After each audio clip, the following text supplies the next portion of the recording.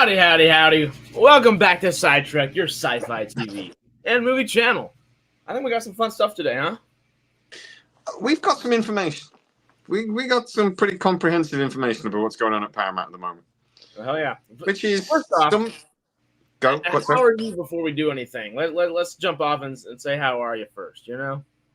I'm all right, mate. How are you? Doing good. Told you I went to sleep a little too late, but hell, doing good besides that. Yeah. Fun week. Popcorn's in the thing trying to tempt me to talk about politics, mate. To be honest, we've got way too much interesting shit to talk about to even contemplate politics.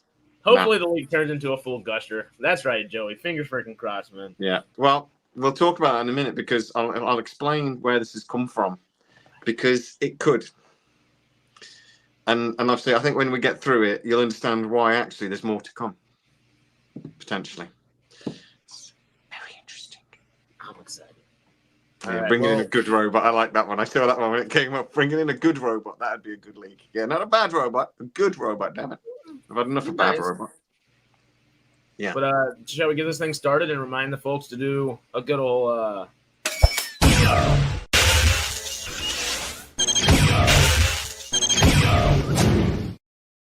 Yeah. Hit that thumbs up, people, if you want more Sidetrack exclusives. Oh, yes. Don't you know? Oh, yes.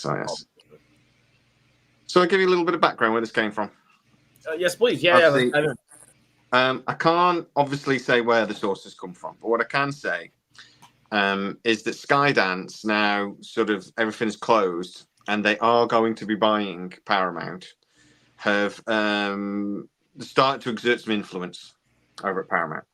Now, they can't tell Paramount what to do. They can't do anything, but there is basically sort of a courtesy now. There'll be a lot of people there that want to keep their jobs, obviously, when the merger goes through. So they're keen to sort of be friendly towards the Skydance people. There are Skydance people at Paramount, and that is they're legally there because they're going through books. They're going through. I mean, they've done all this part of the due diligence anyway. So there's been basically a team of people working in and around Paramount headquarters for something like 4 months. So that's not different. But what's basically now been set up is sort of a strategic review. So Paramount have already been doing this, but they've been doing it without any influence from Skydance. They've been doing it as part of the process towards selling the company. Okay. So this was what's led to 2 rounds of redundancies, selling several assets. Hey, Sarah, you were great Wednesday. Selling several assets, and basically trying to get the balance book as strong as possible. But also, there's certain legal things about when a merger like this happens. You have to have so much actual cash reserve, and it's something to do with the stock market and the stock price and things. You have to have so much stock. So actually, one of the things that threatened this was that actually Paramount didn't have a large enough cash reserve, but now they do. So that's what they've been doing through. I'm being told that the next round of sort of finance review has started, and I'm being told actually that there will be a 3rd round of redundancies, but that 3rd round of redundancies is now influenced by Skydance. So that is Skydance saying we want this, we want that, blah, blah, blah, blah. So I can tell you that this is a rumor that Paramount do not want out there. This is information that they don't want people to know about because it'll affect stock price and stuff. They don't want that. Normally, sometimes, not normally, but a lot of the time we get tidbits of information and stuff. It's put out there on purpose. Yeah. And I'll get somebody coming to us like we've had direct contact from MGM, but we've also had indirect contact from MGM. I know for a fact certain information we've got, like the Mark Fergus stuff that we dropped, first exclusive, that was done on purpose. And that was information that got out there. It didn't just get out to us, it got out to several different places. But as a Stargating, we got it. So, but this isn't that. Basically, as part of the review that they've set up in the last couple of weeks, Aaron, mate, you're right. Part of the review they've started setting up in the last couple of weeks, Skydance have now got a team with Paramount It's basically like production managers. It's like the management level, so it's not like the upper like executives job. It's like one tier below sort of thing. So it's like production managers. You know, the ADs, do stuff you know like what I mean? that. Directors. Yeah, upper middle management, but Yeah, it's like the admin people. You know, the people who actually do the work. Those people. Yeah. But they have outsourced some. So some people have come in from outside that are marketing, strategic partners, and sort of people that work very closely with Paramount. They've sort of put people into these meetings and these teams. And apparently there's several of these teams that have been set up and are doing different things. Now, all I'm going to say is about how we've got this information. It's not somebody we normally speak to, but I've spoken to once or twice in the past.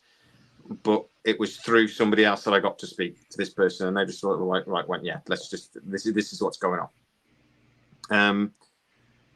So basically, it's because of what I'll say is it's because of the outsourcing element of this that we've been able to find out this information. But the more people know about this stuff, the more likely it is to sneak its way out. So financially, they are still trying to cut costs, and they need to maximize things. Skydance are going to be injecting 1.6 billion onto the balance sheet, because currently Paramount owe 15 billion. And one of the things we've talked about a few times is that anything to 8 billion of that is to be refinanced in the next 12 months. And it's actually that triggered Cherie Redstone over at National Amusements to sell Paramount. To get the process going. Yeah, that's what started the process, because they were like, right, interest rates are really high. Our rating is junk status. So they got BBB plus rating just about 6 months ago. This is going to cost us a fortune to refinance 8 billion. So let's not do it. Basically, that's what's happened. So Skydance are injecting 1.6 billion into covered debt. So they're going to have to only refinance about 6 billion. Part of the merger, because Skydance is actually merging with Paramount, it should improve their stock rating. But obviously they will owe a good chunk less. But now the value of the two companies is going to be one, and their debt. Skydance has no debt, so that will by default basically mean that Paramount is worth a bit more. So their percentage of debt is going to be a little bit less. So the hope with that is that they'll be able to borrow money at a slightly better rate. But it will technically be absorbed into Skydance, the debt, right? Essentially. No, it'll still be absorbed by Paramount. Okay. So the way this works is Skydance is buying 77% of. In fact, Cherie Redstone's shares. Cherie Redstone. No, they're buying National Amusements. So you've got the guy. So Skydance is buying 77-point-something%, and then some of the Red Kite people are buying the other 30%, and that's that's basically like the Saudi Arabian. I think it's Saudi. It's Saudi or Qatar or something like that. They're the investment group that works really closely with the David guy from, and the guy from Oracle. So they're buying the other 30%. That then gives them controlling interest of Paramount. And then what they're going to do, basically, once they control Paramount, Paramount will buy Skydance and merge them together. So it's working that way around. So they're buying National Amusements to buy themselves, and they're merging together. Okay. A bit confusing, but that's how it basically works. So, right. So there's still a big chunk. I don't know what an inverted buyout means, but basically, yeah. Paramount will buy Skydance. Yeah. Interesting. So there's going to be a big push still to lower costs and lower the balance and improve the balance sheet. There will be some more sales of assets that Skydance are planning.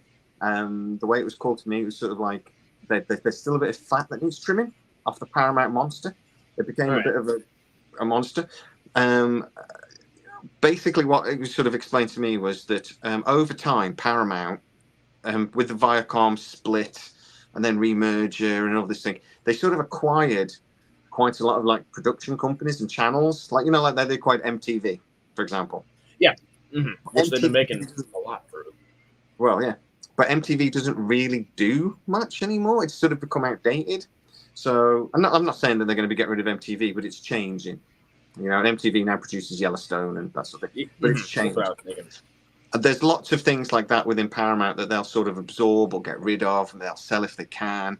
But there's a lot of simplifying of some of their things. I mean, if you go look at their subsidiaries of Paramount, the list just goes on and on and on. So I can kind of understand where that is coming from.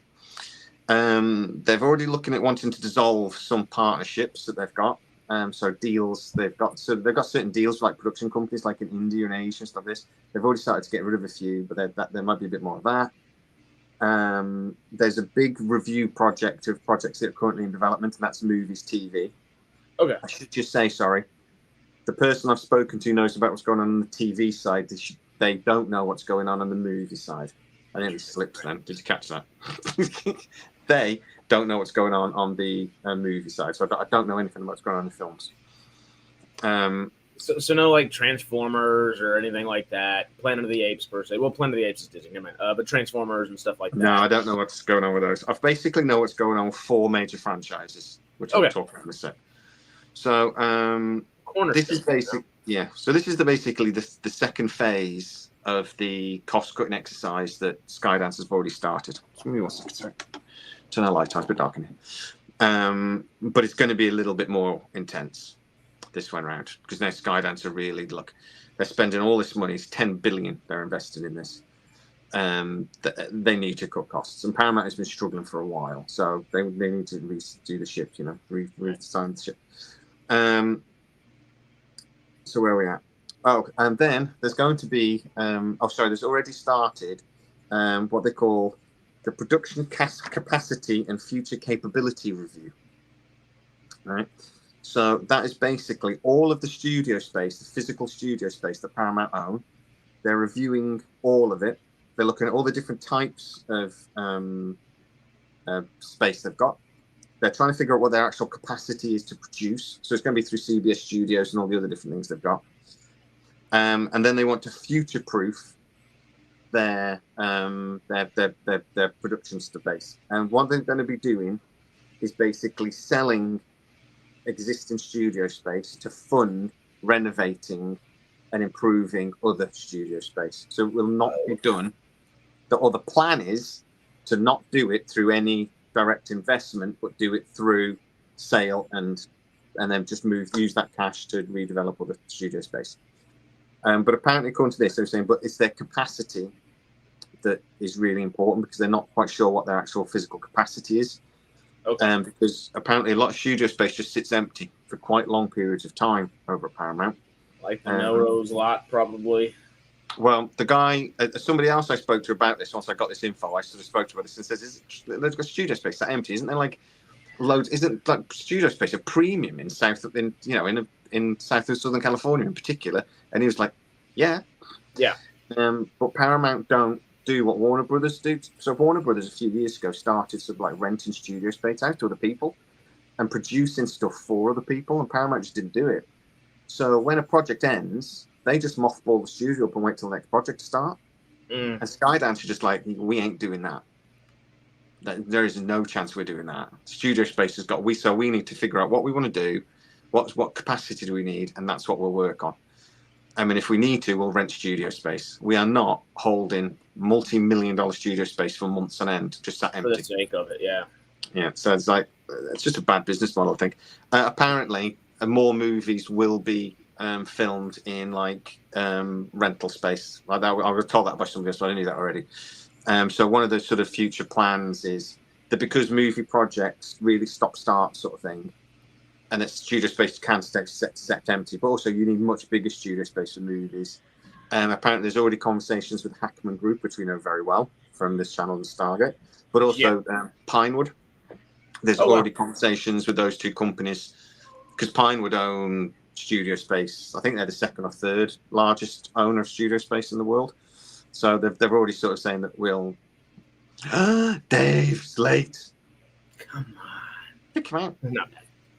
Don't let him in.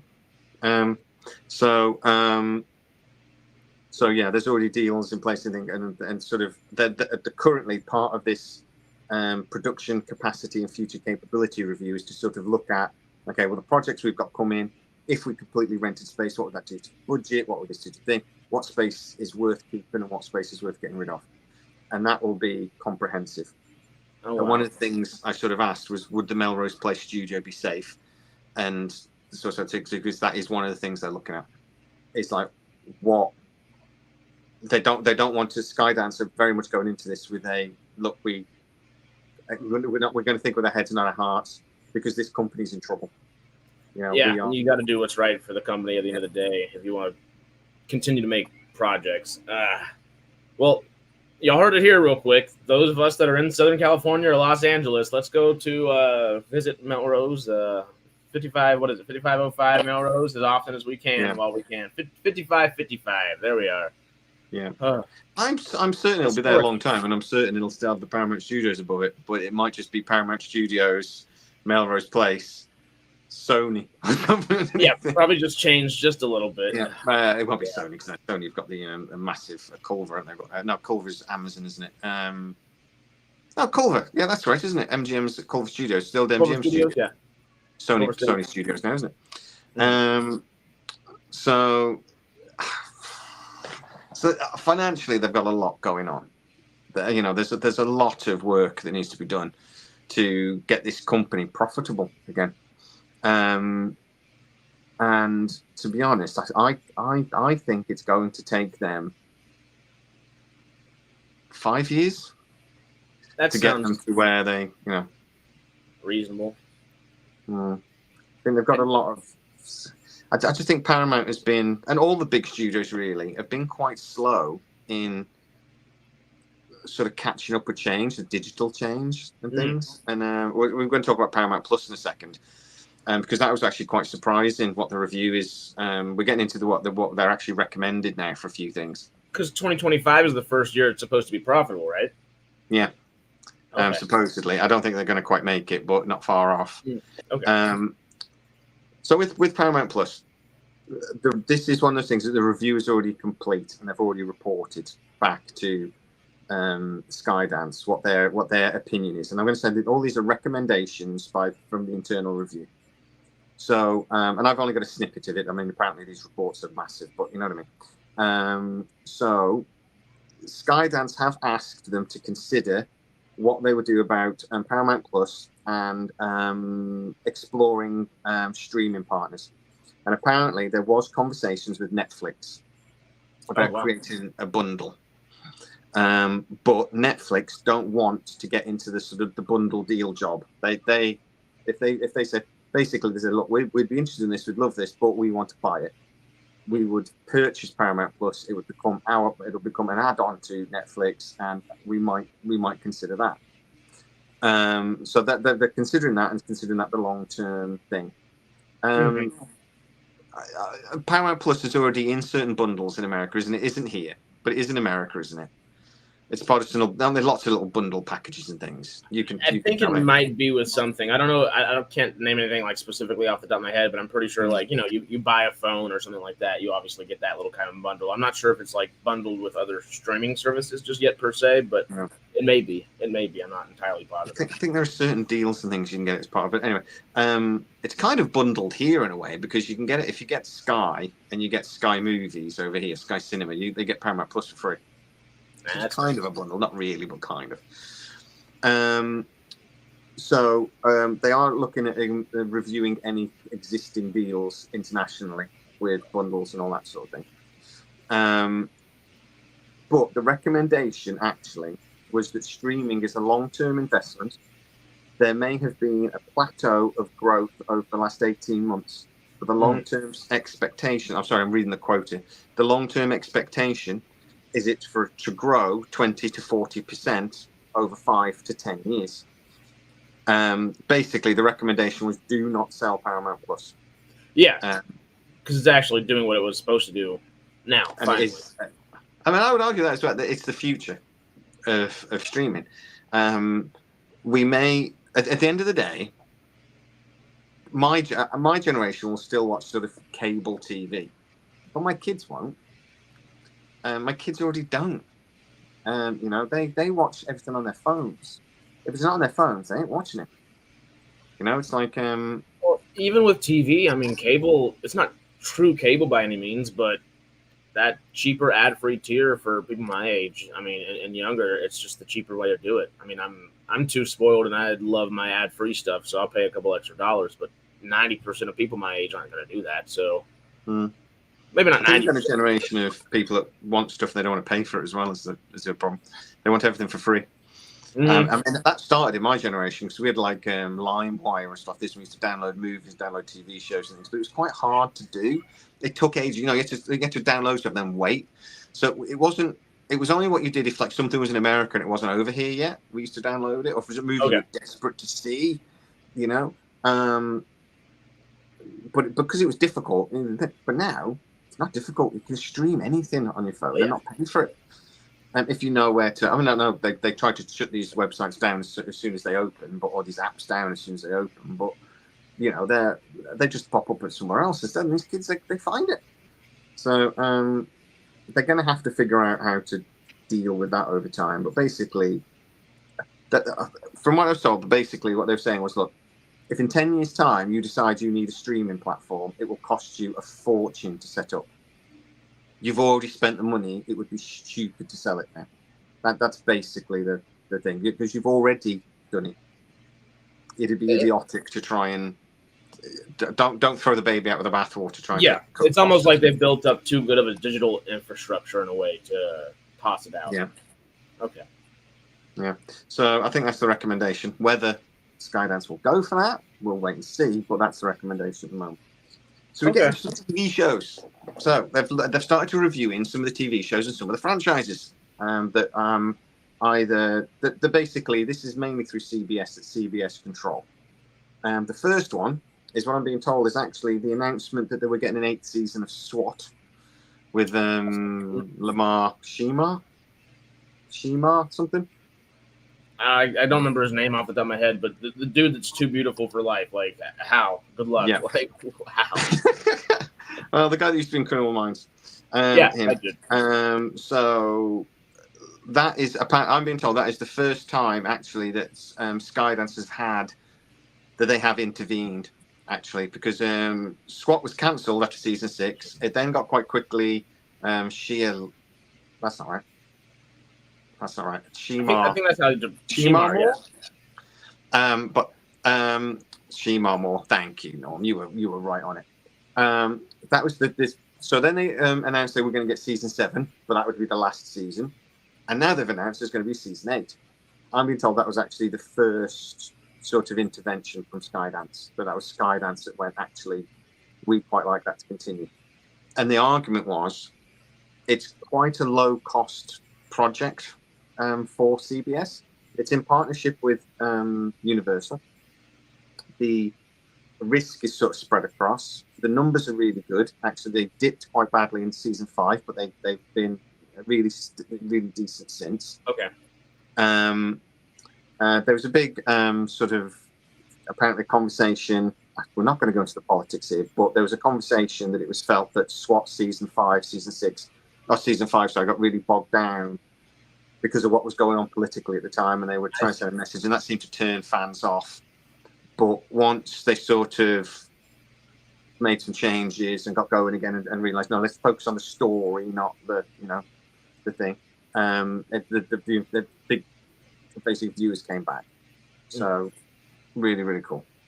So that is the first one that they reviewed, and they've said, yeah, the recommendation is to continue SWAT. They'd actually even be interested in looking at a spin-off project.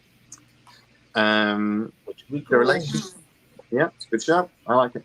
I'm not doing it. I'm not doing it. That's why I even hesitant to even mention that. So. Yeah. But there was a lot in season 5. There was a lot of like racial tension stuff in LA, and that was mirrored with the show. But maybe they went a little bit further than it turned fans off a little bit. Anyway, the second big project was their relationship with Dick Wolf and Dick Wolf Productions. Again, it's in. SWAT isn't in. SWAT's in cooperation with Sony. If not Universal, sorry. Dick Wolf and the FBI franchise, that's in cooperation with Universal. Okay. And basically it's the same thing, but the recommendation was for the original FBI series to continue, and they've just had 7 seasons announced. Oh, they've actually announced through till season 9. So they're nice that the next 3 seasons are going ahead. Most Wanted, again, will continue. That's just had 1 season announced, but it will continue.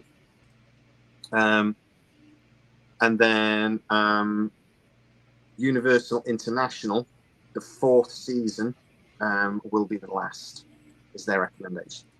Okay. Apparently, FBI International's viewing figures internationally, particularly, are not great. They're That's not kind of amazing in America either, but internationally, weirdly, I think another show had the same problem. Criminal Minds, was it Criminal Minds International? It was a TV show without borders, and it was What like was the one that Amazon Prime did? Is that what you're thinking of?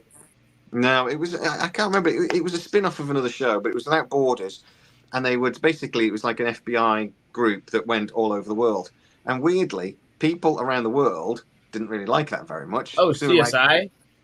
I bet it was Was it CSI. a CSI like World or something? Yeah, well, without borders or something it was called. But the guy from that was brilliant in Ransom starred in it, who I can picture and I can't remember his name. He was the cop in Ransom. He's been in loads of films, and he was in CSI New York. He led that. Oh, Gary Sinise? Yeah, Gary Sinise was in it. Was it NCIS Okay. without borders? Might have been. But weirdly, internationally, people thought that the Americans should probably keep their nose out of it, and that actually, if a crime is committed in this country, we'll deal with it. Thank you very much.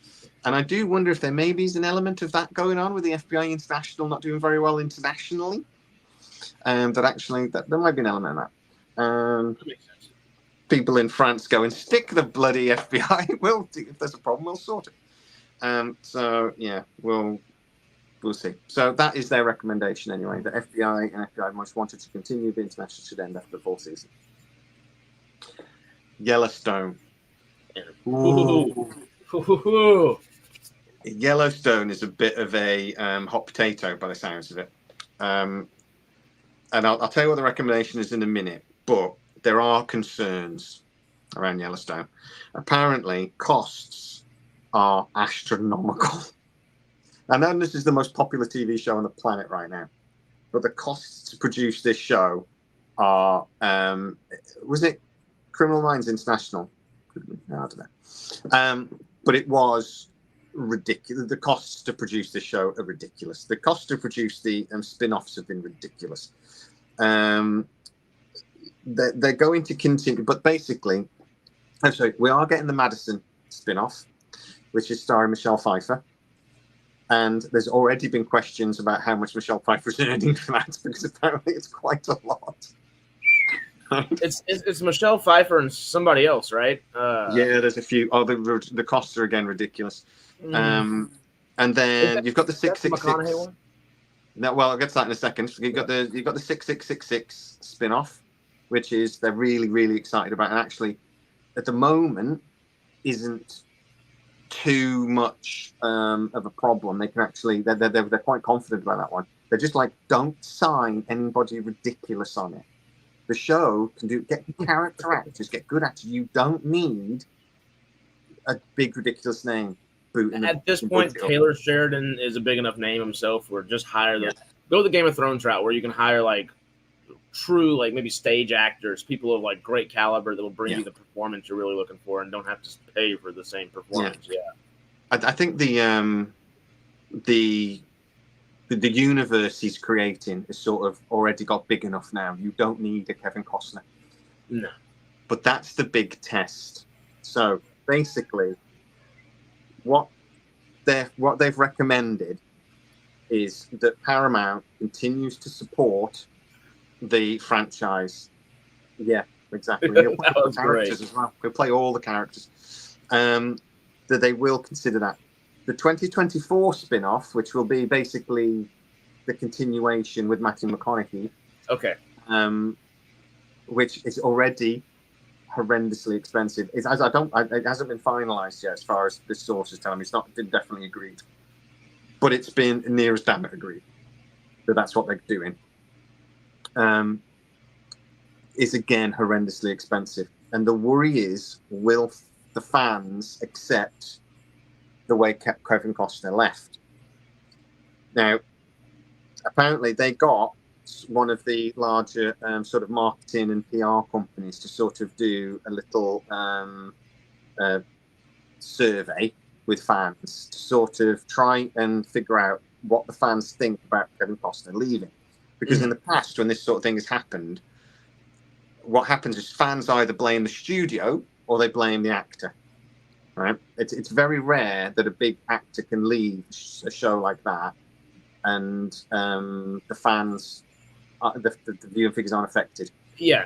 The only example, the PR man that I spoke to about this could think of was where it didn't really have a difference. It just Charlie Sheen. I'm going to go there in a second. When Michael J. Fox left Spin City, and they replaced it with Charlie Sheen. That didn't really affect the show team, and they reckon it's pretty much the only time it's ever happened. That there's always a general consensus within the fan base that someone's to blame. That report said that the general consensus is that fans think it's Kevin Costner's fault, or that Kevin Costner's to blame for the situation. I think the amount of money that Horizons made or didn't make when it released in theaters kind of showed that. I mean, because Middle America particularly has had Kevin Costner's back the past 7 years, 8 years, 9 years with Yellowstone, and they didn't have it this summer. Well, no. But he's a big character. But I think and this is me speculating now, I'm going to fill in the gaps a little bit, but my basic thinking here is that the thinking is that, again, the universe has got so big now that they don't need it. Initially, this was the Kevin Costner show with Peripheral. Now, several of those characters have got so big, you could argue they're more popular than Kevin Costner anyway. You know, the Rip character for me was my favorite character. There's enough else going on that they think they can do. So basically, what the recommendation is that Paramount should continue to support, and the new Skydancers and the owners should continue to support the Yellowstone universe with its current financial implications, which are massive. But they should constantly review it. And really, what happens in the next 6 months is going to be really, really important to what happens in the next 5 years. Okay. So they will be looking at it like crazy. So, but I think that's logical. If the fans, by the end of season, I think the fans will come back for the start of this next chunk of season. Is it season 4, season 5? I always forget. Is it 4?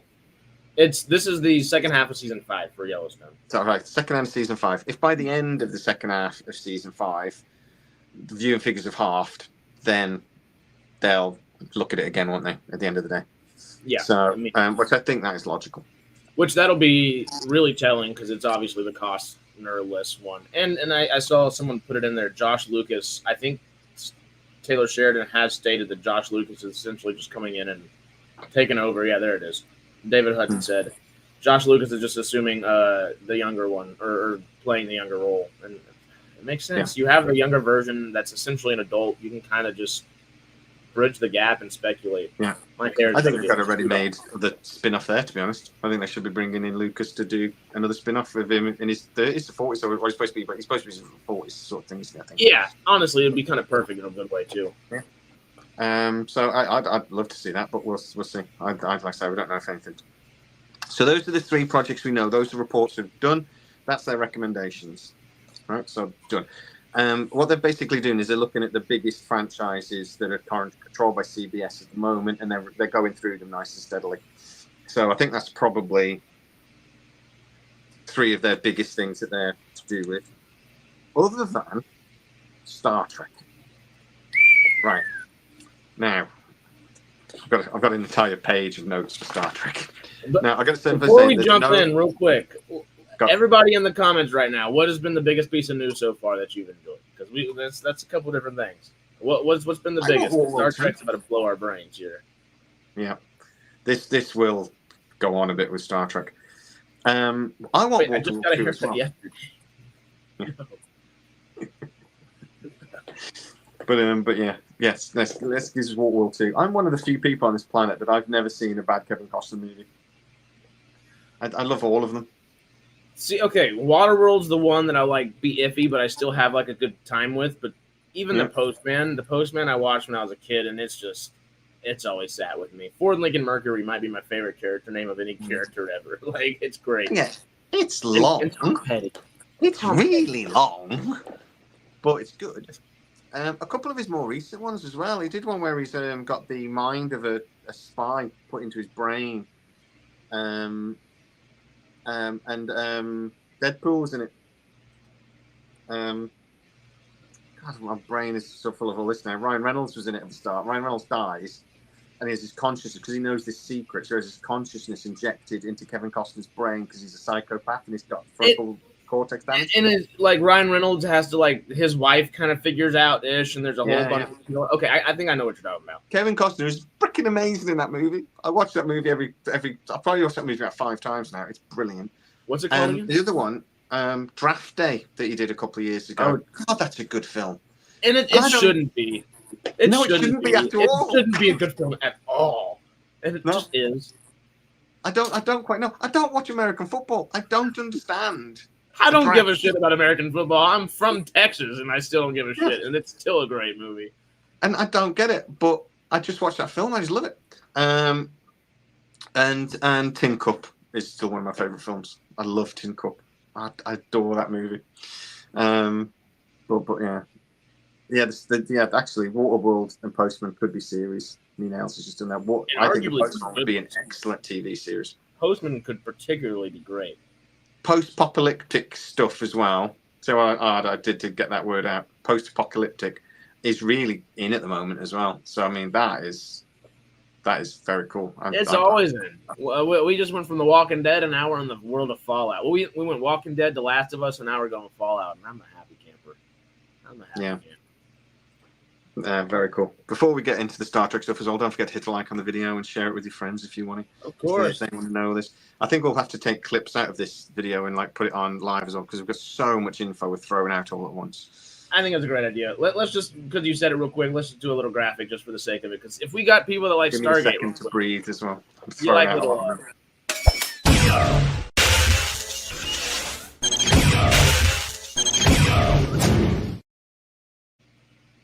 Criminal. That's right. That's what the film's called. Somebody just mentioned it then. It's called Criminal. Criminal. With a thing where he gets his consciousness injected into his brain. And it's a fantastic movie. Oh, there it is. Yeah. Okay, Criminals. And, okay, Man of Steel was... Man of Steel doesn't... it's not one of my favorite films. I really do like Henry Cavill as Superman, but... It's not a Kevin Costner film, though, is it? Kevin Costner's just in it. Well, Man of Steel did 2 things really good. It cast Kevin Costner as Henry Cavill's dad on Earth, and Russell Crowe as his dad as Kal-El on Krypton. Yeah. And damn, those were both amazing performances. Dave just mentioned any news on Lions, Tulsa King, Mayor of Kingstown. Mayor of Kingstown is definitely paused because it doesn't look like Jeremy Renner's going to come back. So whether that's going to be rejigged, I don't know. I just started watching Mayor of Kingstown, though. It's actually very good. That's the one I haven't watched. Yeah, the Tulsa King season 2 is out shortly, and Lions. Lioness is coming too, right? It is getting a season 2, yeah. I don't think they're going to review those though, because they're not big sort of franchise projects. So I think they're starting with the big stuff, yeah, and then work their way down. And that's why I sort of mentioning really that this review isn't complete. We should find more info as we go along. Oh hell yeah! So I'm hoping, and this review only started like 2 weeks ago. They've done a crap load of work in 2 weeks. Well, with the amount of shows that Taylor Sheridan could put out in a year, 2 weeks. Oh yeah. God, the cat's killing me. Okay, there we go. He just fell off the chair. It was like clawing into my gut real quick. Oof. Yeah. So Star Trek. There's a couple of different projects, and I've looked at them individually. And I'll repeat again. There's no recommendation yet. So this is mostly questions. So what I've basically got is all these different teams. They've highlighted questions that they're then going to try to answer.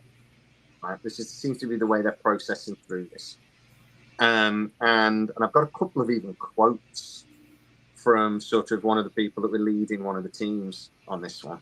The funny one is for the Star Trek sitcom. I did have to laugh. So they sent me this, and I said, "Is that a direct quote?" And they went, "Yeah." So So Star Trek, they've just announced that they're going to do a 30-minute live-action comedy series, and it's basically the idea is it's going to kind of replace Lower Decks. Live action?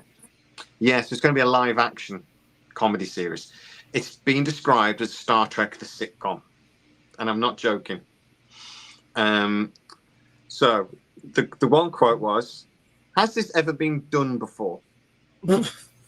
And the answer from one of the like the PR company people that he was speaking to apparently was not really. So he followed up because, well, when has a sci-fi comedy ever been successful? And nobody answered it. Everyone sort of like apparently everyone started looking at each other. I'm like, Red Dwarf. That's it. So you could argue Red Dwarf.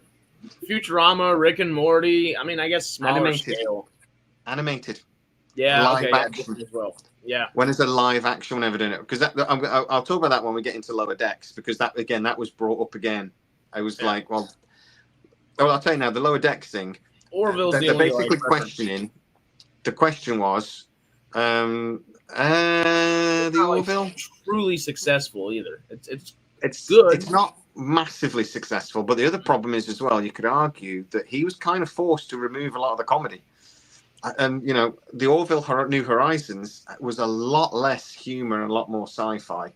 It started more comedy, like Steph says there, but a lot of it was removed. And actually, there is a lot of pressure to bring some of it back. So there is a position, but it's primarily a sci-fi. It's a sci-fi comedy. This is supposed to be a sci-fi sitcom, and I think that's different. It's a situation comedy, as in the situation is sci-fi. I'm not sure. Third Rock from the Sun. Yeah. So what they basically said about Lower Decks was Third Rock from the Sun. I'll give you Third Rock from the Sun. That was successful, and it was technically a sci-fi. There wasn't a lot of sci-fi in there. The situation was there were aliens on the thing, but yeah, I give you that.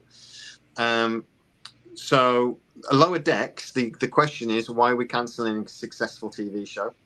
And they're still waiting for an answer. But basically, the answer was, it's a secret hideout decision. That's what I was. And they're asking, well, are we bringing something else? With a laugh. I've just seen that Joey with a laugh track. Michael Carey with a laugh track. Yeah, that'd be marvelous with tinned laughter like that 70s show. It's basically, are there any plans to replace Lower Decks with another animated project? And there apparently aren't. There are no plans to do that.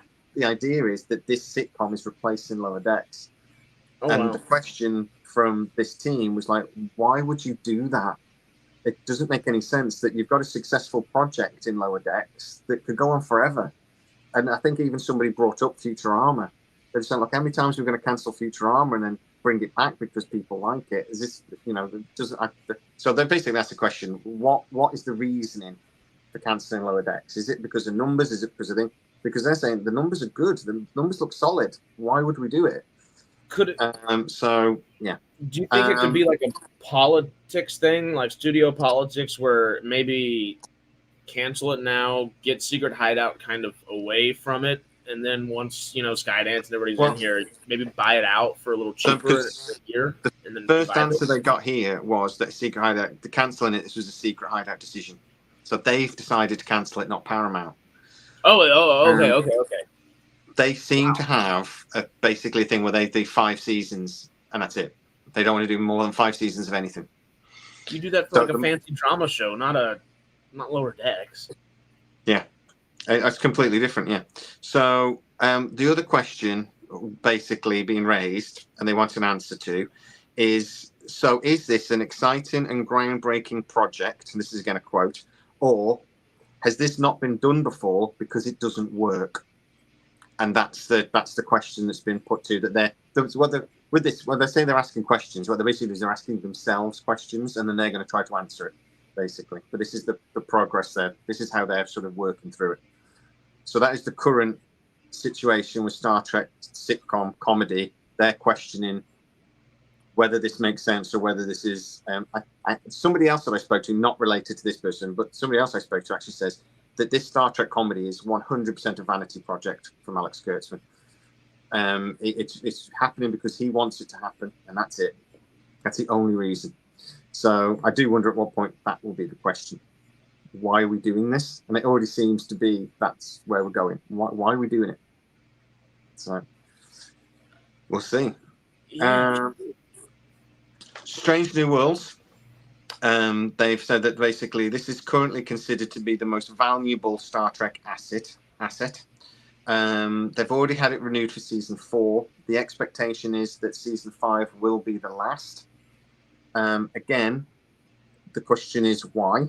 So this production team is saying, well, why would season 5 be the last? Why are we assuming that already?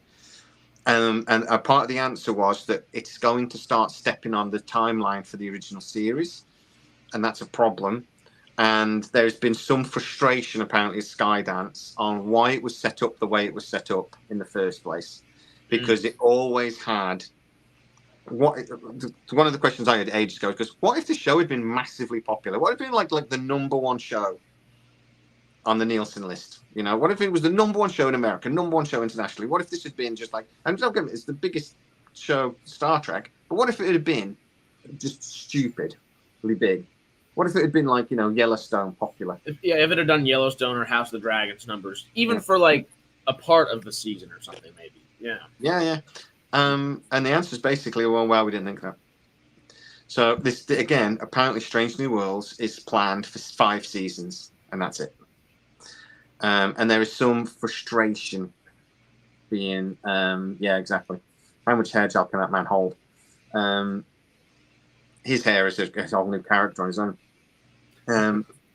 So there is a slight concern that some viewing figures have declined during season 2, but that'll be reviewed during season 3. But currently, it's the most valuable of this Trek in production at the moment. Underhill, we're not talking about Stargate, so mate, I've heard nothing anyway. There's nothing new, mate. Sorry. Yeah. Sadly.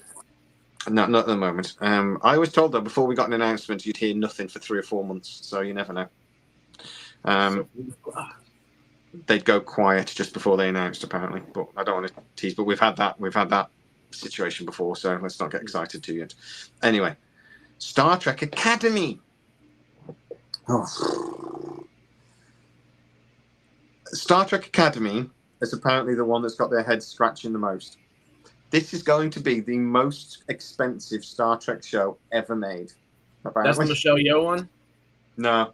That you're thinking of the Section 31 movie. Okay. Yep. Which I'm also now not looking forward to. God, I hate that. But no, it's got the biggest set ever built for Star Trek production. And this is a show that builds sets, you know what I mean? So, but it is apparently the expenses are 15 to 20%. The budget has gone over by 15 to 20% for season 1. And obviously, in the current climate, Star Trek 90210, thank you, Oliver. The current climate, they're looking at and like going, Jesus Christ, are you kidding? This show better be popular. Except then the other question is they're questioning fan response to this project. And things like, this is going to be Star Trek 90210 has been noted. And they're sort of like, you know, the PR companies are sort of going, people aren't that keen on this show. We're going to have to be. And the thing was, the one quote was, we will need to be very, very careful when promoting this TV show. Yeah, a lot of people in the chat. Very cool. A lot, yeah. But yeah, you have to be careful, yeah. So this is a really dangerous one. But what Secret Hideout are promoting this as, and what they're trying to sell it to Paramount, and now they're trying to sell it to Skydance, is it saying that they really expect this to be the opening for what they're calling phase 2 of Star Trek. And that really starts with the Section 31 movie. And they're saying that this is going to be a new look. Star Trek is going to be very different to what we've had before. It really is this second phase. And they're saying it's the most important series they've ever produced. They're saying it's inspired directly from Gene Roddenberry's original plans for the project, because he talked about this years and years ago, Gene Roddenberry, before he passed. And it is based around his ideals and his ideas. Apparently it's going to be very science-based, and then it's going to be very much about how do the cadets, etc., then get out of the problem using science. So this is going to be, according to Secret Hideout, sort of proper sci-fi. Now that'd be nice, because they've not been that bothered about that sort of thing in the past when they've been producing Star Trek and the new genre. Like when they have a musical, and instead of sort of doing any sort of telepathic thing or something, they just went, it's an alternate reality. That's a cop out and just BS. So I've always But you're considered. saying more musicals are totally necessary, right? Oh, 100%. Oh, yeah. Mate, if I don't get a Star Trek musical every year, I'll lose my fragile mind. At least one per show, right? Oh, yeah. 100%. One per season per show. Exactly. I've even just seen somebody say, so is Kurtzman out? I'll get to that in 1 second. We have to talk about legacy yet, and then we'll talk about Kurtzman's future. Star Trek Glee! So, basically, Secret Hideout are really pushing this as this is the next big thing. This is going to be the jewel in the crown of Star Trek moving forwards. From what I'm reading, and reading between the lines a little bit, which is fair enough, I'm going to read the lines a little bit. Okay. I'm not sure Skydance is so as convinced. I've had some people telling me that Academy's going to get cancelled before it even starts, and they're going to go. It's not true. But it's gone in production. It went in production a couple of weeks ago. Principal photography hasn't started yet, but they're gearing up to it. It's going to be starting very soon. They're literally already in like rehearsals and things. Star Trek Academy season 1 is happening, but I wouldn't put money on Star Trek season 2. Academy season 2. We'll see what happens. They're not as convinced.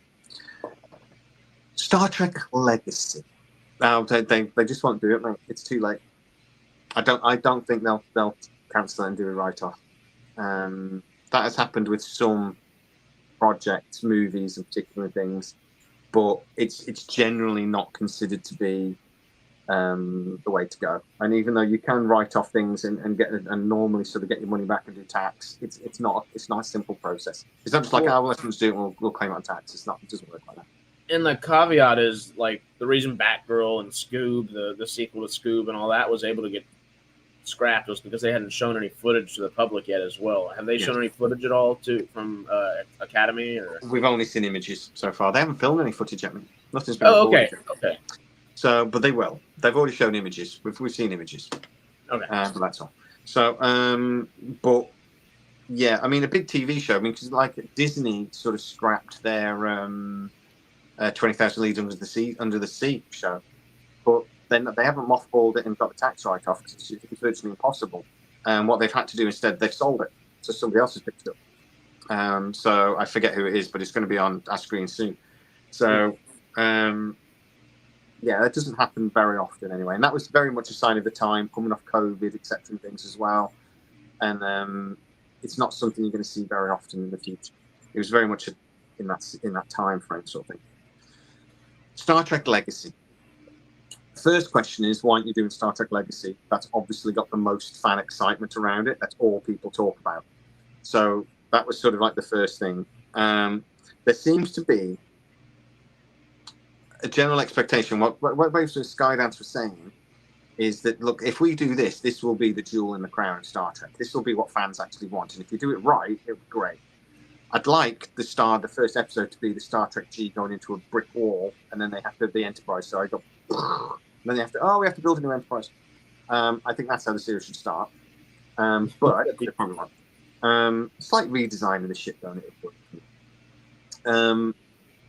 But it would be the jewel in the crown. It's the show that people are most excited about, and I think there's generally a look at. Picard season 3 was mentioned several times. So that's been the highest rated show that we've done. So why aren't we trying to do more of that? Why are we doing a spin-off of Discovery? Again, I'm reading between the lines here, so this is me speculating a little bit. But why are we doing a spin-off from Discovery when Discovery didn't do that well? It did okay, but it didn't do great. Mm-hmm. And it's the most divisive conversation. Yeah, exactly. And then, but we've got a project in Picard that ended on a massive high that we're now just ignoring. And there seem to be some general confusion on why that is the case, why that's happening. The understanding is, again, that there is still a plan for Legacy, but who knows what's going to happen with it. And basically the question that's at the moment is why is a project like Star Trek Legacy being delayed and priority being given to other projects before it, when those other projects, oh shit, I stopped writing at other projects.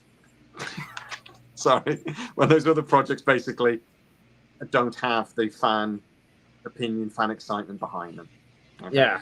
So, which makes sense. Finally, and this is the last bit of information before we split and start talking about it a little bit for half hour. There is a financial sustainability review around the relationship between Paramount and Secret Hideout. So somebody mentioned Alex Kurtzman out earlier. That is what they're basically having to think about. So it is basically the Star Trek relationship with Secret Hideout is quite unusual. There's not many big projects like this where the production company has so much power. Basically, this production company has rented Star Trek off Paramount, and Paramount paid them a fee to do it as well. They paid them money, and please go make Star Trek for us. That doesn't happen very often. From time to time, whatever. But normally, it's production partners, but the studio maintains control. Mm-hmm. And Paramount still has control over the IP, still has control in lots of ways, but they don't have like all-out creative control over Star Trek, which is just weird. It's not a normal situation. So the current financial sustainability review in the relationship between Paramount and Secret Hideout is currently being carried out, and it is basically to look at how much would it cost us if the relationship was just broken at the end of the current contract, which is the end of next year. How much would it cost us to renegotiate other projects with Secret Hideout if we wanted to? And I'm hearing that's what Skydance would like to do. That's their preference. Instead of having this overarching Star Trek deal, they will have individual TV show deals. That's it. That's what I'm hearing they would like to do. So again, this committee group is looking at that. And that just gives you a leeway. Yeah. And they're also looking at other partnerships. Again, that's with other channels, other streaming providers, like Paramount went to Amazon and blah blah blah. But also whether it might be worth looking at trying to do Star Trekkers in cooperation with another partner, another studio. So I could see like Sony or something being a really good partner for something like this. But Skydance have worked with other partners producing the movies, the J.J. Abrams movies. So I could see them thinking that, well, bringing Bad Robot back, right? Well, Bad Robot are coming back. The J.J. Abrams is producing one of the Star Trek movies that's planned. The one that's coming out for the big anniversary. Oh, he's producing the one with Simon Kinberg, isn't he? Yeah, so he is involved. But they think that's partly contractual rather than actually they want him to. But the Bad Robot deal with Warner Brothers ends anytime now, and the rumor is not going to be renewed. So they have an exclusivity deal with Warner Brothers at the moment. It's not going to be renewed. Literally in 5 years, the only thing they produced was that Batman series that wasn't very good, which got put on Amazon Prime. Yeah, which got on straight on Amazon Prime because Warner Brothers didn't even want it. So he's been involved in a couple of things, but they haven't actually produced anything. They pitched loads of things, but produced nothing. So again, reading between the lines, it seems to me that they really are thinking, look, we don't want to just we don't want to carry on as we are, but what would it actually cost us, and what would we do otherwise? Now, so there is no recommendation put together yet, but if we look at the recommendations for the other projects, it was quite clear cut that they were basically recommending support this, but caveat, support this, but cancel. Support FBI, support Most Wanted, but let's get rid of International. They were putting really black and white recommendations, and then backing it up with evidence. Hey, God. I think they'll do the same with Star Trek. It will not surprise me as time goes on. Again, we'll come back to this, and hopefully we'll find out more. If there is a recommendation, basically that's quite black and white, and it's they'll recommend how to move forward with the contract, basically, because Skydance aren't going to be getting their this is probably going to be the middle of next year until it's actually all final and gone through FCC and everything's all buttoned up and done. The deal with Secret Hideout is towards the end of next year. I think it's August. It's due. So that basically means they've got 3 or 4 months to negotiate a major deal with the studio over one of their biggest franchises that they don't currently control. So they're going to spend all of winter doing that, essentially. Yeah, but actually Skydance can't start doing any sort of negotiation officially until they take control. They can try to push Paramount to do it for them. Mm-hmm. And again, it's sort of all this goodwill sort of thing. I mean, all of this work is getting done at the moment, and it's based on goodwill from Paramount because, you know, you're the new owners, but you're not officially yet. Legally, Paramount could just go, you know, until it's done, stay out if they wanted to. Yeah. You're not getting involved till we're done. But that's not how it works. That's not how it ever worked with the Disney Fox deal was the same. And that was slightly different because Disney obviously was a much bigger thing and they had much more pressure. But change has happened at the board level almost immediately, even though it took another 2 years nearly for the deal to go through. And Disney were influencing Fox almost immediately. We're going to get the same thing. Shuri Redstone won't be still chair within, you know, probably by Christmas. They will move on and try to bring in other people. But that's not because they have to. It's just because it's kind of the way it's done when you're preparing to bring in a new board. Yeah, goodwill. It's just kind of the company changing. Yeah, but now it is done and it's agreed. It's not going any other direction. This is what's happening. So, but I am being told though that Star Trek at the moment is basically a beast without a leader, and Secret Hideout is just doing what they want. Paramount basically told them about 6 months ago, just carry on as normal, and then started looking the other way. And Skydance apparently, and nobody at Paramount authorized the sitcom. But that's not a problem because their contract allows Secret Hideout to do that, so they can announce what they want and they can produce within reason what they want. But Paramount then obviously has a veto on like whether they buy it or not and things like this, or whether they allow it to go to other channels. But there is I honestly think Secret Hideout are just trying to announce whatever they can and trying to get it in production, so that when Skydance come in, they're hoping they'll just get deals for those projects. And I think they know that's what's happening. So they're just trying to get anything and everything in production as quickly as they possibly can. So the example came to my brain literally as you were saying is it's Kathleen Kennedy on steroids in a way. It's just like, you know, that contract is ending up, so let's just announce just so that producing credit and so on and so forth is there. Well, also because their existing contract actually does mean that whatever's in production at the point where the current contract ends, they will be allowed to produce. It doesn't just end. So say it is the 1st of August. If they're halfway through season 5 of Strange New Worlds, they don't just stop. A Paramount has to pay them for the rest of the season. You got to keep going. They have to do that. So that's all part of the contract as it's in place. So it is almost like let's just get everything in production. Let's just get it in production. And I believe there is certain things about as well that if a show is actually in production, so say they get the sitcom in production, it has to be then formally cancelled rather than they just don't produce anymore. Paramount actually would have to stand up and go, right, we're cancelling this. They can't just say we're not doing anymore, if that makes sense. Yeah, they have to actually make it like formal cancel per se. Yeah. So there is stuff that, and I believe there are then financial consequences. Paramount have to like pay. So there's lots of stuff in this contract that means, because basically what I suppose, again, this is me reading between the lines a little bit. I suppose in that respect, it's Secret Hideout have protected themselves that if they spend a lot of money setting up a show, because we said this a lot when we were talking about Stargate when it's going to get set up, that it's the first season that costs the most to set up, and then you've got all the sets and things and everything, and then the other shows get plus. It's the same with Lord of the Rings. They spent a crap load of money setting up that first season, but the penultimate seasons don't cost as much. There's stuff in the contract that's the same. So if they get a sitcom in production and they started filming and their contract ends, Paramount go, well, we don't want a sitcom, we never asked for it in the first place. Paramount have to pay Secret Hideout a chunk of money to cover their costs, basically. So Fall of Skies was awesome.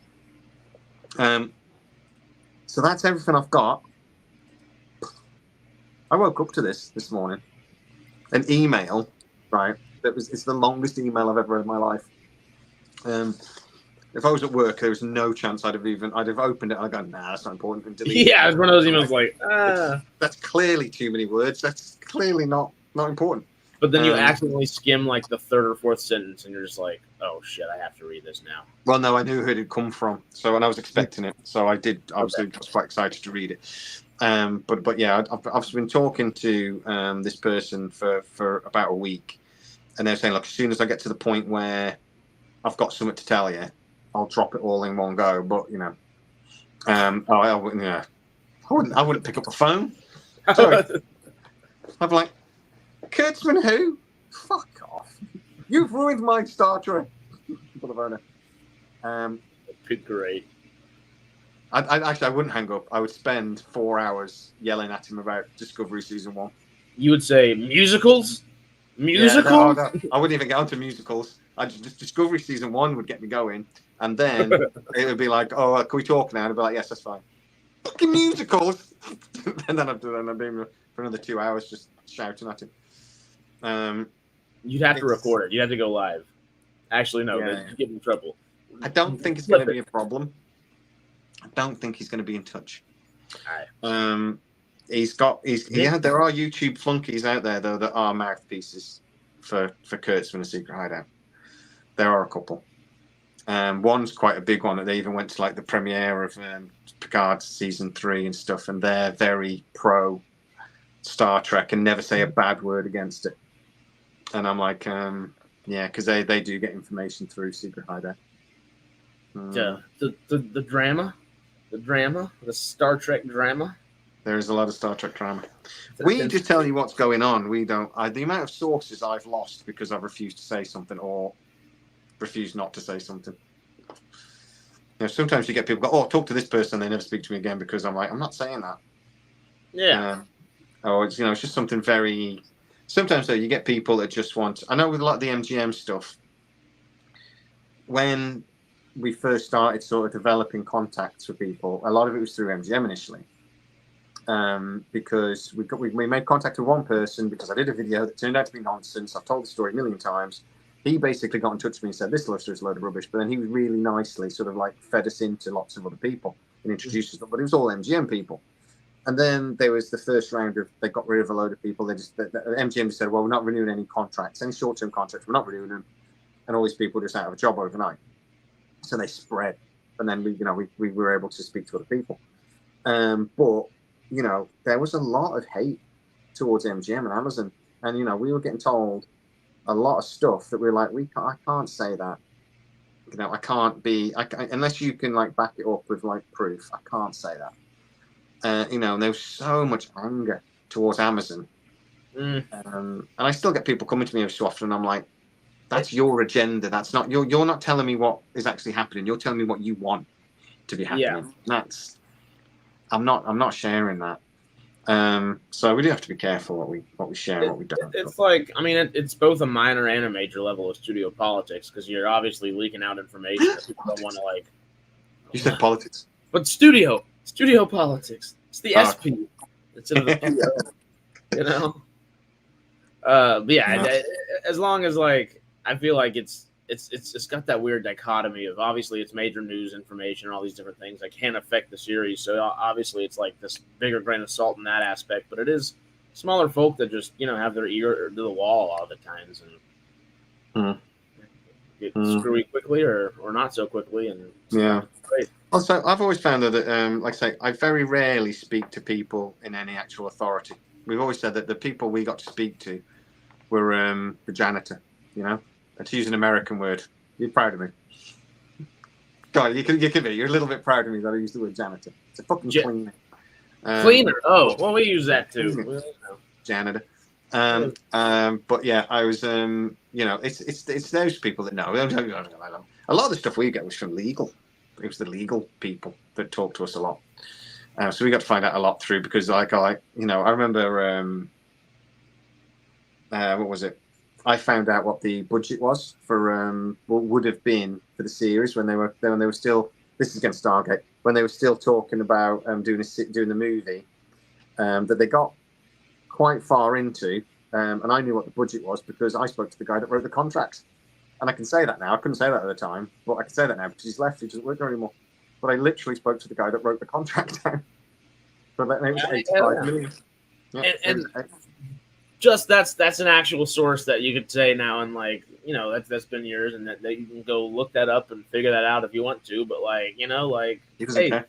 Yeah, there we go. That's actual sources. I tell you what, let me all know. I even say that I won't use his name because that would be unfair. But I could even get away with using his name, and he wouldn't be at risk because he doesn't work in the industry anymore. It would be amazing how many of the people that worked at MGM are now like teachers and things like that. It's like I wasn't talking to that many people, but out of about say 15 sources we had at one point that were just MGM, maybe 5 of them still work in the industry. Yeah. They just all this, but there's a huge Hollywood contraction at the moment, and people are just they're just like, oh, I'm just going to do something else. I mean, and you said some have left to be like industry adjacent, kind of, but there have been a lot that have just totally left too, right? Yeah. I'm not joking. At least one off the top of my head that used to be, I think they did something with like music and soundtracks and things. They're now like they're a teacher, they're a music teacher now. They're just like, this is a lot less stress. I just get paid. Probably not in California either, if I had to guess. I know others that have moved out of California. Okay. Yeah, they're saying that they lived in LA and they were just like, it's just ridiculous. I could do the same job, doing something else. Action art. Email us. Yeah.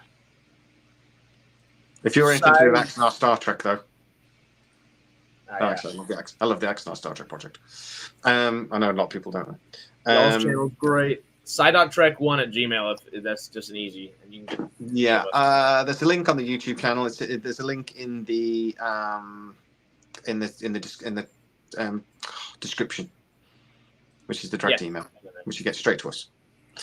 You can come and find me on Facebook, but a lot of people get blocked when they do that. So we'll see. Well, Facebook Sidetrack group always come say howdy there. That's for just anybody that's not there. Well, we got a bunch of people, Yeah. He doesn't want to just talk about politics, Popcorn. Yeah. LA is just ridiculous. Yeah. So I think I had a lot of people who were like that, but they didn't even live in LA a lot of time. They lived right on the outskirts of it, sort of thing. And just, can't afford to keep doing this. Technically, I'm not like in LA proper anymore. I kind of sort of. I'm in LA County still, but it's just, it's.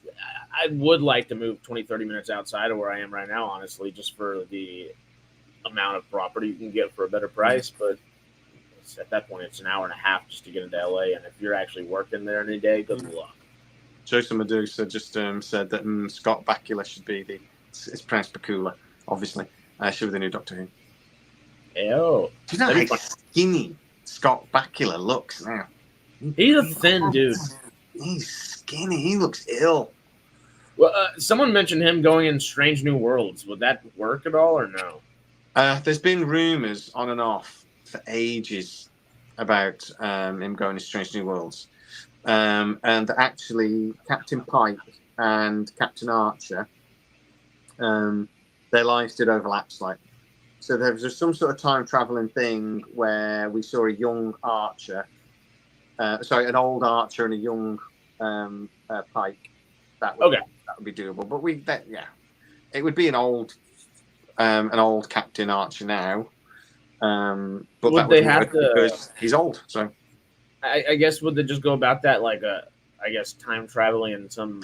It would have to be time traveling because according to official canon, Captain Archer died. It was about 10 years before Strange New Worlds is set or something like that. That's off the top of my head. It was a few years before. So these things have been, and it's set in canon. But I mean, humans live a bit older. I think Captain Archer is supposed to have died when he was 100 and something anyway. But he would have to be about 140 or something, and it was just. That's interesting. Yeah. Also, Chris brings up a good point. Just you don't have to bring back old people. You can totally just tell new stories and make them interesting. Well, yeah, but the producers aren't going to do that. They'll do that to a point, but I think every season you will see something because they've got to go.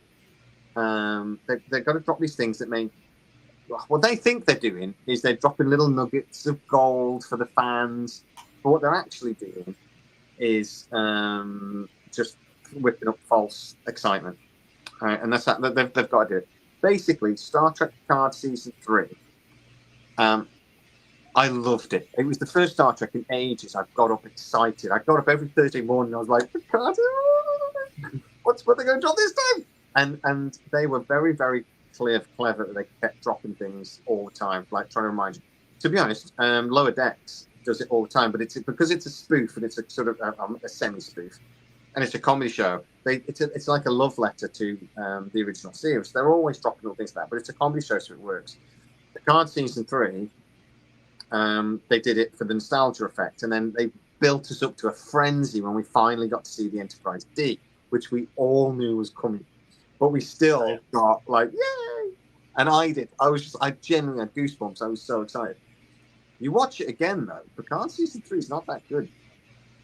It's just the nostalgia. It was almost like right, we haven't got a lot here, so we just need to throw as much stuff like this from the original series or whatever to excite people. There will always be at least one episode in every season of whatever Star Trek it is. They will do that. And they've done it in Strange New Worlds. They did it in Disco. There'll always be something. Is nostalgia almost a box to tick now? Yeah, I would say so. And I would put it down to laziness. It's lazy producing. It's fan service. And I would argue I don't have a major problem with fan service to a point. There's always a thing about like give the fans what they want. I'm like, yeah, you should to a point. But there's that thing about people, individuals are quite bright, but mobs are thick. Groups of people are particularly stupid and act stupidly. Yes. But individual people are quite, are intelligent sort of thing. Mob effect is not a good thing. Serving the fans is who are you serving? Are you serving the individual or are you serving the mob? Because we're there running up and down screaming, this is different, we don't like it, this is different. And I'm like, yeah, it's different, but if it's the same, you'll be just as angry about that if we produce something that's similar. Mm-hmm. We've had the same argument about SGU, why SGU failed. And it was because I didn't... Man United fans, I just saw the comment come up. Oh, yes, Man United fans are particularly stupid. SGU, one of the reasons it failed was because it was quite different to SG1 and SGA. And it turned me off about it. This is too different. But if it had been the same again, there'd have been just as many people jumping up and going, come on, this is the same again. Do something different. So you can't please everybody.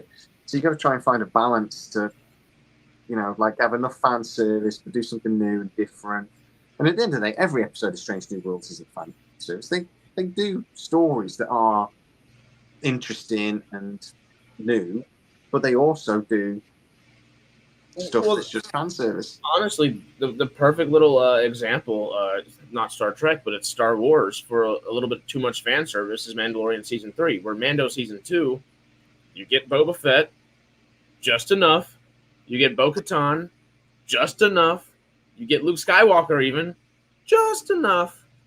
And Season 3, it's not a whole bunch more, but it's just enough of all of them that they feel like, okay, you got to bring them all back and add a little bit extra. And you know what? Let's put Christopher Lloyd, Lizzo, and Jack Black in an episode real quick. And then all these other little things, it feels lazy. And it's like, all right, you wanted to hit all these little notes instead of give us the story we're really looking for. Yeah.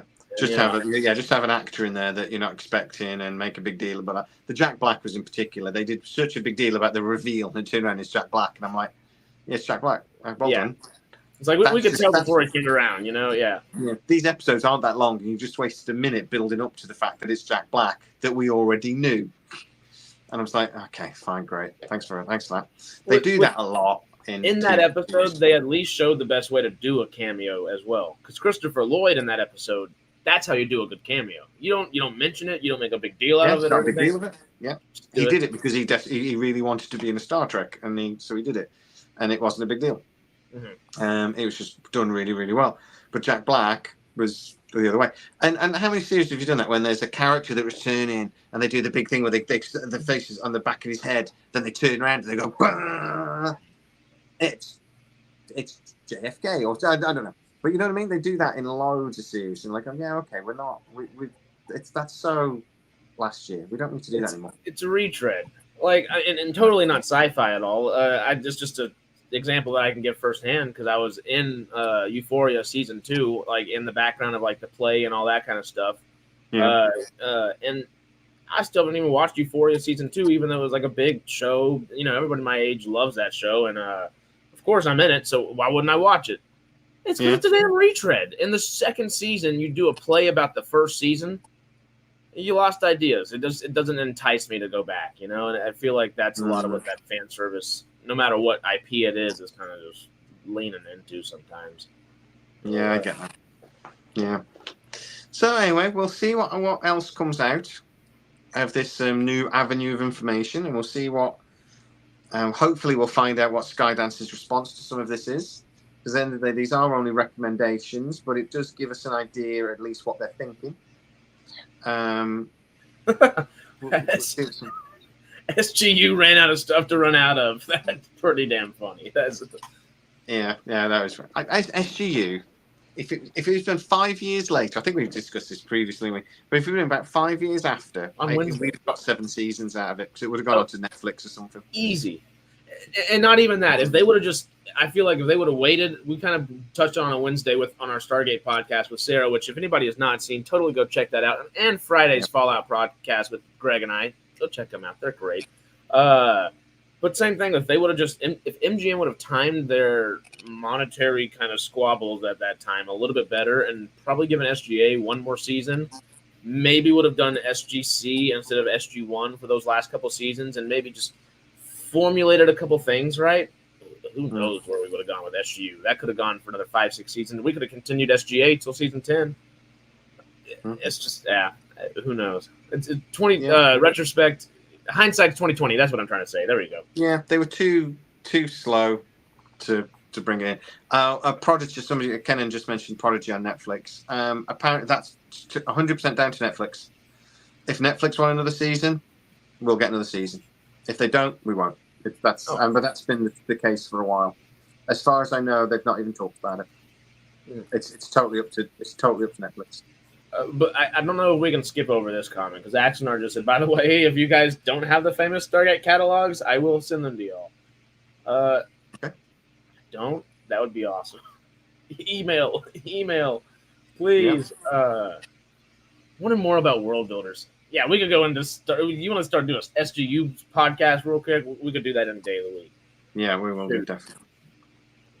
I know you're probably going to have to head out of here in the next 5 or 10. Yeah, I've got 5 minutes. Yeah.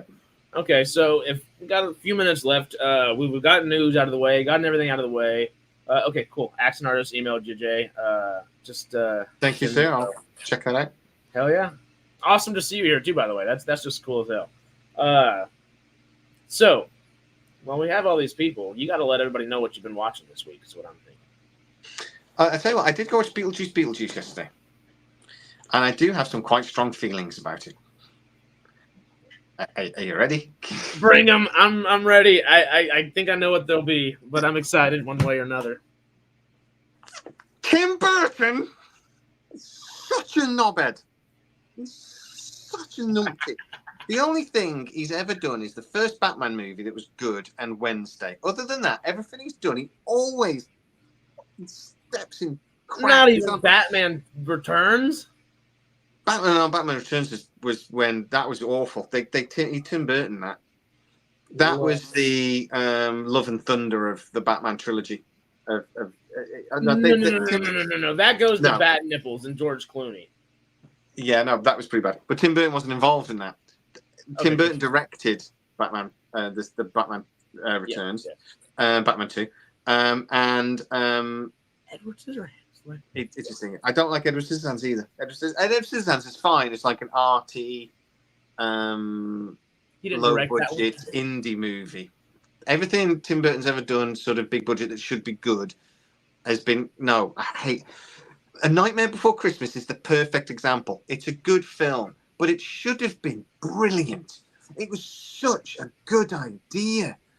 It should have been awesome. It should be like the Christmas movie I sit down and watch every damn Christmas, regardless of, I don't care if somebody's died in my family and I don't feel particularly Christmassy. I don't care if Santa Claus has slipped in the bloody chimney and broken his neck and I'm sat on Christmas morning looking at a dead Santa Claus in my fire just sizzling away. I would still watch A Nightmare Before Christmas because it's Christmas. That should be, because it was so good, but it's not. It's just okay. It's got bad bits in it. And Beetlejuice, it's the same. It's Beetlejuice is directed by Tim Burton, wasn't it? What wasn't directed by Beetlejuice? Just the two of them, yeah. What wasn't directed by Tim Burton? Oh, he didn't direct A Nightmare Before Christmas. He wrote it and it's produced by him. He wrote it and produced it, didn't he? He was still massively involved. So, and it's animated as well, so he was involved in development as well. Tim Burton's Nightmare Before Christmas, so yeah. It was Tim Burton's Nightmare Before Christmas. It was his project. Yeah. Anyway. He just didn't direct it, yeah. Beetlejuice, though, feels like they just ran out of time at the end. And again, we won't spoil this because I know most people want to watch it. And it is really good in places. I really like it in places. I love Michael Keaton.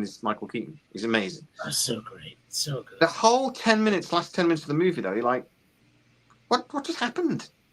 They were building up to something then, and then they just they get to the church, and it just nothing. There isn't anything.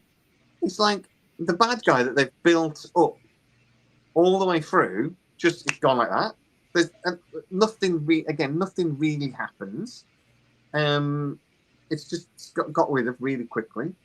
Another character that it doesn't deserve to die, just gets eaten for no reason. And it's like, and then there's a whole bit at the end where you just go, what the hell was that? I'm a reasonably intelligent person. Reasonably. I cannot explain it to you. I don't know what happened. I can explain that one to you, and it pissed me off too because I walked out of the theater and the entire movie I was like, I'm having a good time. This is fun. It's not perfect by any means, and then if you want to pick, I can't even speak. If you want to pick it apart piece by piece, you totally can. Like it's pretty. It's not. I mean, it's not that sort of film that you exactly. Should, but yeah, you should just enjoy it. You got to put the goggles on to watch it, kind of, and have fun with it. But the two things that did aggravate me were, first of all, Monica Bellucci is just in that because she's now married or dating or fiance, whatever, with Tim Burton. Like that's it. And she's great in it. And little bits are great. When it just doesn't, nothing happens. And there is no ending. That was my biggest thing because I really enjoyed the film while I was there, and then I saw it with 2 or 3 people, and we walked out. We were like, "Did that even end? Did it end? I don't because it essentially, and it's not a spoiler to say it, but they don't end the movie. They set it up for a sequel. They want you to say Beetlejuice, Beetlejuice, Beetlejuice. They want you to finish the thing. They don't want you to say it twice. They want you to say it 3 times. There's a reason they named the movie that, etc., etc. Weird at the end. Real quick though, Big Fish is absolutely amazing. That's my favorite Tim Burton movie. Ed Wood is also great. Alice in Wonderland. So on. I don't hate Tim Burton. He just frustrates me that I think he just projects, and his specific style, which don't get me wrong, is important because Mars Attacks is also really annoying because that should be better. It should be better. It's not quite as good as it's like he's took all these great ingredients, but then what comes out of it? Right, it's like this is a bit random, but do you know it's like when you bake a cake and you've got what do you actually prefer? Would you rather eat cake batter or a cake?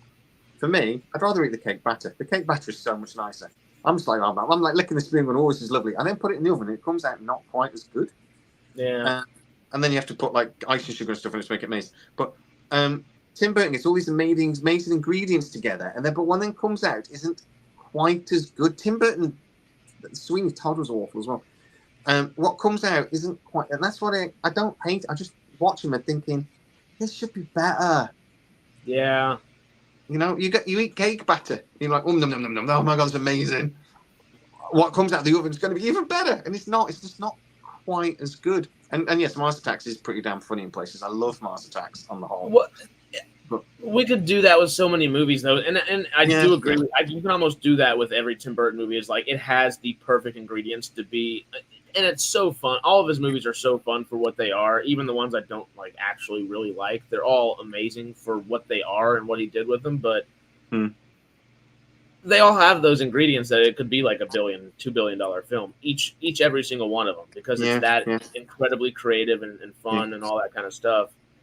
But he's got his own style, and you can tell a Tim Burton movie. And then so you've got to. I mean, there is that as well. You've got to say, well, if he did it to make $1 billion, he'd be James Cameron. James Cameron does movies that are, Yeah, I guess that's what I'm saying. It's like, is it better to say, like, judge it off the merits of what they actually do instead of what could have been? Because what could have been is, especially with Burton, just a freaking easy game to play, you know? Mm-hmm. Yeah, he makes that. So I don't dislike Tim Burton. I find him frustrating. That's right. I have a little bit of a similar thing with Quentin Tarantino sometimes. I think that man is a freaking genius. The first Batman is the best Batman movie, hands down. I didn't like Frankenweenie either.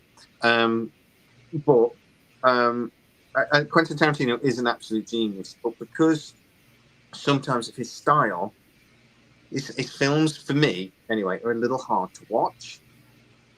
And that's part of the joy of them in some ways, because they're challenging. You know, they're not easy. But on the other hand, you just think, I wish you'd just make a film that was like, you know, a blockbuster, and just do something that's a bit more, maybe a little bit more mainstream.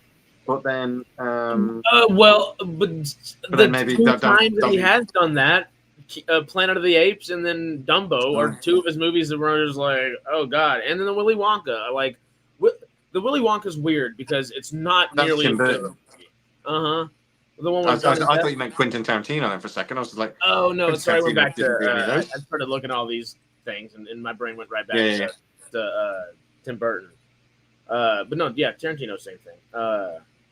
Obviously not. No, Planet of the Apes was actually pretty good. Planet of the Apes, the first Planet of the Apes, was quite impressive. It's been dated the one with Mark Wahlberg in 2000. Yeah, it was very impressive the way it was done, put together. But yeah, I get that it's very dated. You wouldn't watch it now; it looks stupid now.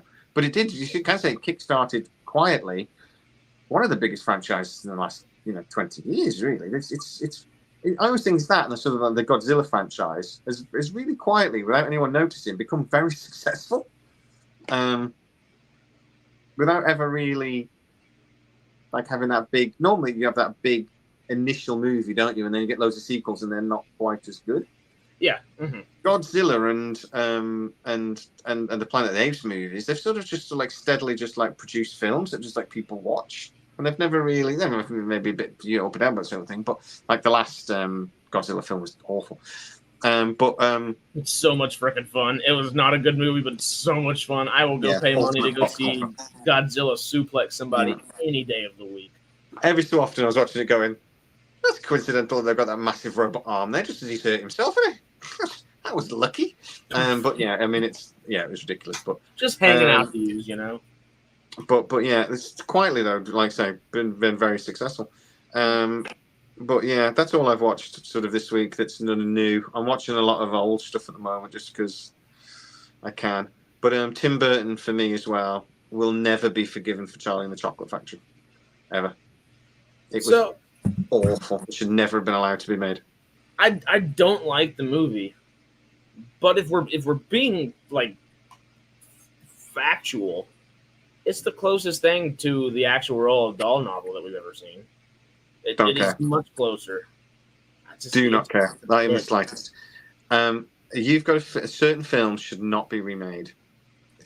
And I think we should talk about this in another video maybe, because there are certain things that scream for a reboot, and there's certain things or a remake, and there's certain things that should never ever be remade. And the original Charlie and the Chocolate Factory, for all its faults, for the weird tunnel thing, for random bits of that movie that you're like, oh, what the hell was that? Is a film that basically, because Gene Wilder was beyond perfect. And when you've got something like that, I don't care who you have in the playing Charlie, and I'm a big fan of Johnny Depp. I'm a big fan. Oh yeah, He's never going to work, ever going to work, and it's just painful to watch. The new Crow is an example of that. You've got a film like The Crow, which was popular again for the reasons it was popular and as really important place in people's heart for a reason, because we lost Brandon Lee and because of all the other things went with it. We lost a brilliant actor that would have gone on, I think, to be a big star in the next few years. Yeah, it's huge. To make a remake is almost offensive, and it's like as offended you can be about bloody a movie at the end of the day, but it's not really real, is it? Something. But, I don't know if it's truly offensive, but it feels like it because it's become such a cult classic in a way. Because it's an IP, it's a franchise that has a bunch of comic books that technically Brandon Lee's stuff wasn't even like super close to the comic book. This one wasn't either. But if they were to do that, if they were to like I guess Mike Mignola coming in and making this new Hellboy movie, it's like the third iteration of live action Hellboy we'll get. Which it's not the best budget or anything, but it's the actual creator coming in here and doing it. That'd be cool. If someone were to do that with The Crow, that might be the only way I think it would actually end up being. The problem they've got with Hellboy is the problem again is that oh god, I've forgotten his name. I do know his name. The guy that played in the first two.